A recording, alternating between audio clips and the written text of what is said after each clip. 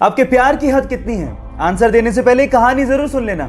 ये बात 1970 की, जब स्वीडन से आई एक टूरिस्ट से एक इंडियन आर्टिस्ट को पहली नजर में प्यार हो गया। उसके बाद वो एक दूसरे को डेट करने लगे और फिर शादी हो गई। लेकिन कुछ कारणों की वजह से उस लड़की को वापस अपने देश लौटना पड़ा। लेकिन उस लड़के ने कहा था कि हम लोग एक दिन फिर से मिलेंगे।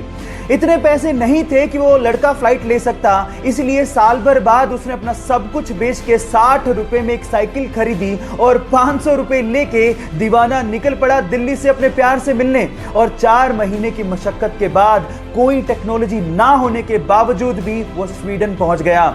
इतना शिद्दत वाला प्यार देखकर लड़की के माँ बाप ने लड़के और लड़की की फिर से स्वीडन में शादी करवा दी। है ना जुनूनी बात? आपके प्यार में कितना जुनून है, चैट सेक्शन में लिखने मत भूलिएगा। एक बार एक विदेशी यात्री भारत घूमने आया और टैक्सी करके पास के एक होटल पहुंचा। जैसे ही वो होटल में चेक इन कर रहा था, उसे पता लगा कि उसका पर्स टैक्सी में रह गया।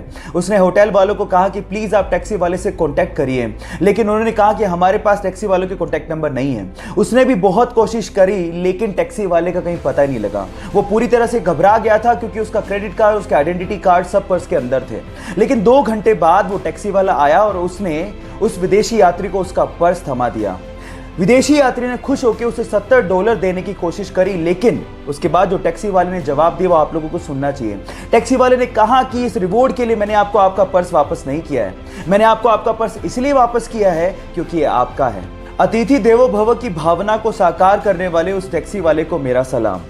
ये बात है फरवरी 2019 की, जब कुछ मछुआरे मछली पकड़ने के इरादे से इटली के तट से समंदर में पहुंचे। जब वो समंदर के बीचों बीच थे तो उन्हें कुछ दूरी पर कुछ तैरता हुआ दिखा। शुरू में तो उन्हें लगा कि शायद ये कुछ लकड़ी के टुकड़े हैं, लेकिन जब पास जाके उन्होंने देखा तो वो ये देख के हैरान रह गए कि वहां पर 2 हिरन तैर रहे थे। Oh my God!